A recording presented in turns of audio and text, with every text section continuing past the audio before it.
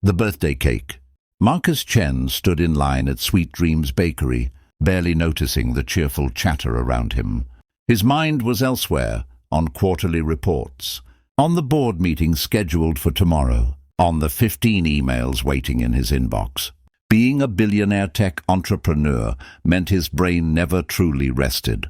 But then he heard it, a sound that cut through his mental fog like a knife. "I'm so sorry, baby. I'm so sorry." Marcus glanced up from his phone. 2 people ahead of him, a young woman in faded scrubs was kneeling beside a boy who couldn't have been more than 7 years old. Her hands trembled as she held his small shoulders. "I know it's your birthday tomorrow," she whispered, her voice cracking. "I know I promised you that Spider-Man cake you wanted. But Mommy I can't afford it right now." "I'm sorry." The boy's lower lip quivered, but he straightened his shoulders in a way that seemed far too mature for his age. "It's okay, Mom. I don't need a cake. Cake is just sugar anyway." "You said too much sugar is bad." The woman pulled her son into a fierce hug, and Marcus watched as her shoulders shook with silent sobs. The other customers pretended not to notice, studying their phones or the pastries in the display case with sudden intense interest. Marcus's chest tightened. He'd seen poverty before, had even donated millions to charitable causes, but there was something about witnessing this moment, this raw and intimate heartbreak, that pierced through all his usual defenses. The woman stood up, wiping her eyes quickly. She approached the counter, her voice barely audible. "I'm sorry to waste your time. I need to cancel the order for Carter. The Spider-Man cake for tomorrow." The baker, a kind-faced woman in her 50s, nodded sympathetically. "Of course, honey. No cancellation fee. I'm sorry things are tough right now." "Thank you," the mother whispered. She took her son's hand and they headed toward the door. Marcus made a decision in that split second. The kind of impulse that had nothing to do with spreadsheets or strategic planning and everything to do with being human. "Excuse me," he called out, stepping out of line. "Miss, wait just a moment, please." The woman turned, confusion and wariness crossing her face. Her son looked up at Marcus with wide, cautious eyes. Marcus closed the distance between them, keeping his voice gentle. "I couldn't help but overhear. My name is Marcus. I own a tech company, and we're actually doing research on childhood birthday experiences and memory formation." It was a terrible lie, and he could see the woman didn't quite believe him, but he pressed on. "We're looking for families to participate in a study, and there's compensation involved. I know this is unusual, but would you and your son be willing to answer a few questions? It would take maybe 10 minutes, and I'm authorized to offer $300 for your time." The woman's eyes widened. $300 for answering questions? "That's right." Marcus pulled out his wallet, extracting crisp bills. "And actually, part of the study involves observing authentic birthday celebrations, so we'd need to ensure Carter here has his party as originally planned. With the cake, the Spider-Man cake." He looked at the boy. "That is what you wanted, right?" Carter nodded slowly, looking between Marcus and his mother with barely contained hope. The mother's eyes filled with tears again, but these were different. I don't understand. This doesn't seem real." "I know it seems odd," Marcus said softly, "but I promise you it's legitimate. In fact, let me give you my business card. You can look me up online right now if you'd like. Marcus Chen, Chen Technologies." The woman pulled out her phone with shaking hands and typed in his name. Marcus watched as her expression shifted from suspicion to shock. You're actually Marcus Chen, the Marcus Chen, the billionaire." He shifted uncomfortably. He'd never liked that word, billionaire. It created distance between himself and other people, turned him into something other than human. "I'm just Marcus," he said, "and I really would appreciate your help with this. What do you say?" The woman looked down at her son, then back at Marcus. "I don't. We're not a charity case." "I'm not offering charity," Marcus replied, and he meant it. "I'm asking for your help. There's a difference." Something in his tone must have convinced her, because she nodded slowly.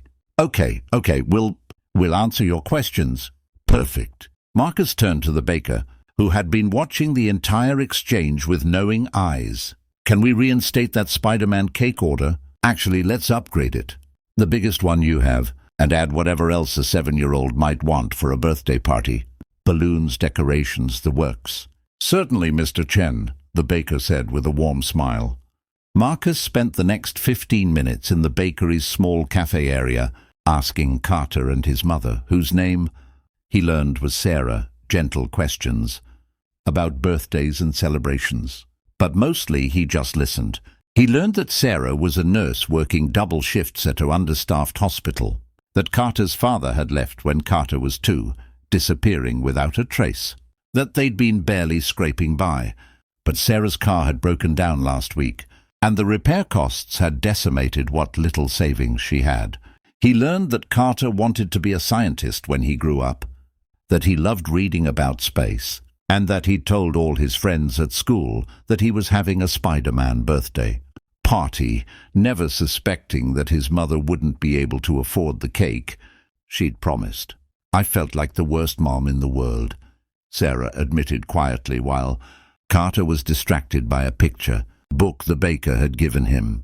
He never asks for anything, never complains. He's such a good kid, and I couldn't even give him this one thing. Marcus felt something shift inside his chest. You're not the worst, Mom. You're working double shifts to take care of your son. You're doing everything you can. That's what makes you a good mother. Sarah wiped her eyes. Thank you. And thank you for whatever this really is. Marcus smiled. Let me ask you something. Sarah, if money wasn't an issue, if you could do anything for Carter's birthday, what would you do? She laughed, a sound caught between hope and disbelief. That's a dangerous question. Humor me. Sarah looked over at her son, and her expression softened with so much love it made Marcus's throat tight. I'd throw him a real party. Invite his whole class. Maybe rent out one of those trampoline places he's always talking about. Get him the science kit he's been eyeing for months. Make sure he knows how special he is, how much he's loved. She shook her head. But that's just a dream. Marcus pulled out his phone. What's your address? What? Why? For the cake delivery tomorrow, of course. Part of the study. Sarah gave him the address, still looking bewildered. Over the next few hours, Marcus made phone calls. He contacted an event planning company he'd worked with before. He found a trampoline park willing to open early on a weekday morning for a private party. He arranged for food, decorations, and entertainment. He tracked down that science kit Sarah had mentioned, the advanced one that cost more than most people, spent on groceries in a week. But more importantly, he reached out to his assistant and had her call Carter's school. He wanted to make sure every single child in Carter's class received an invitation to tomorrow's party. His assistant, Linda, had worked with him for 12 years.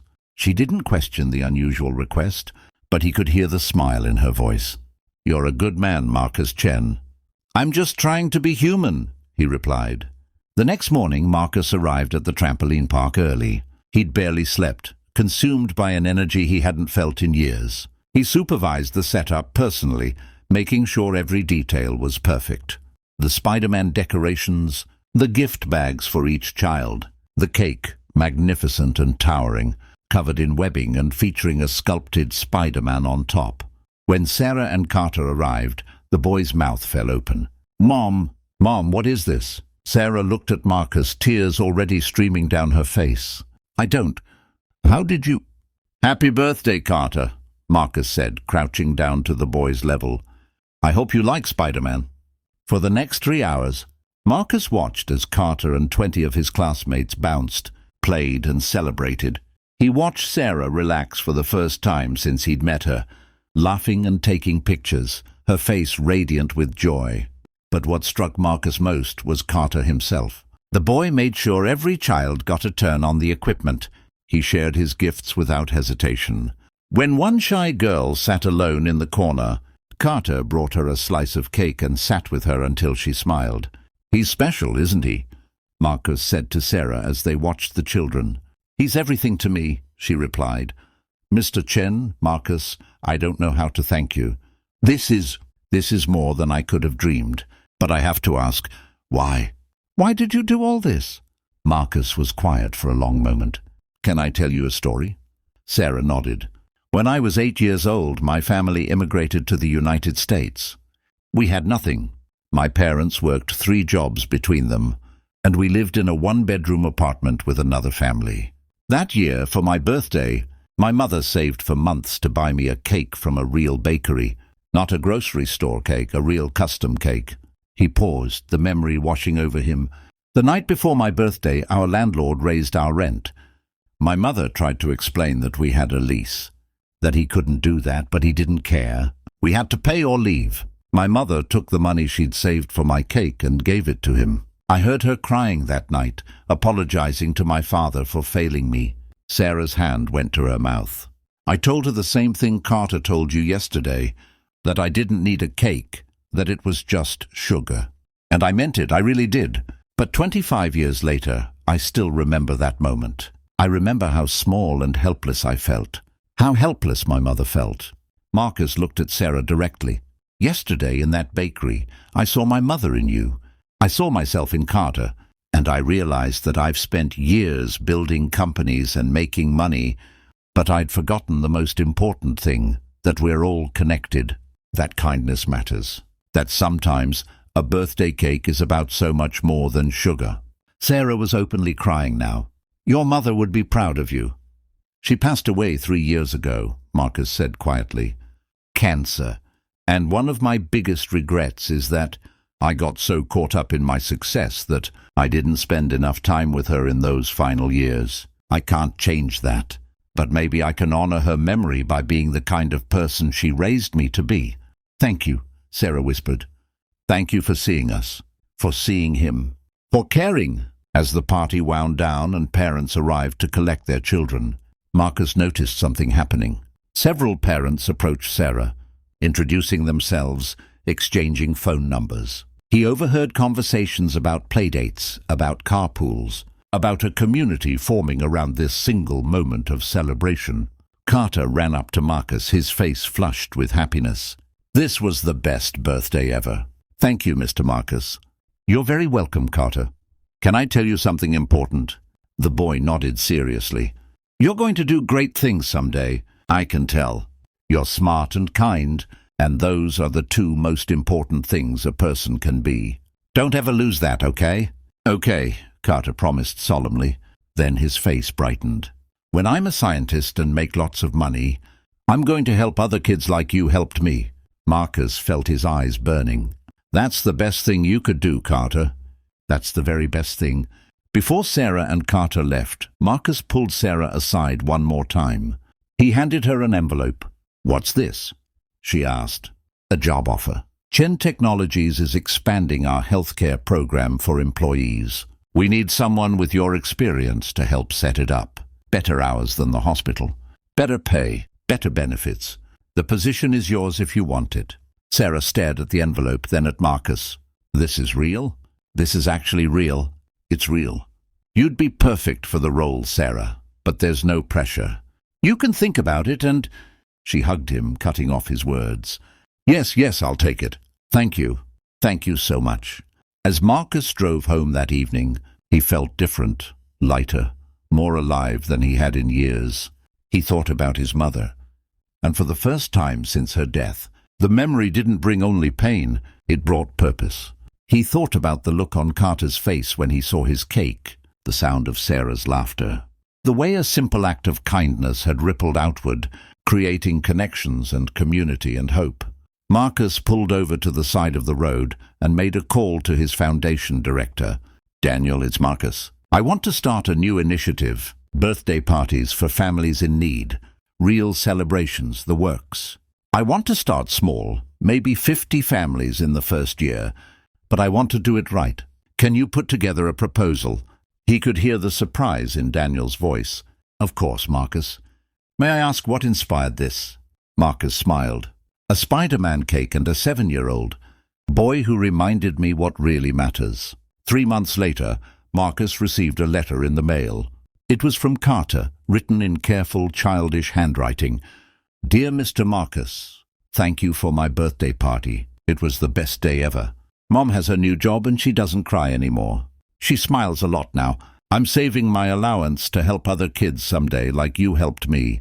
When I grow up, I want to be like you, someone who makes people happy.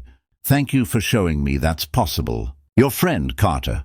Marcus framed that letter and hung it in his office, right next to a photo of his mother.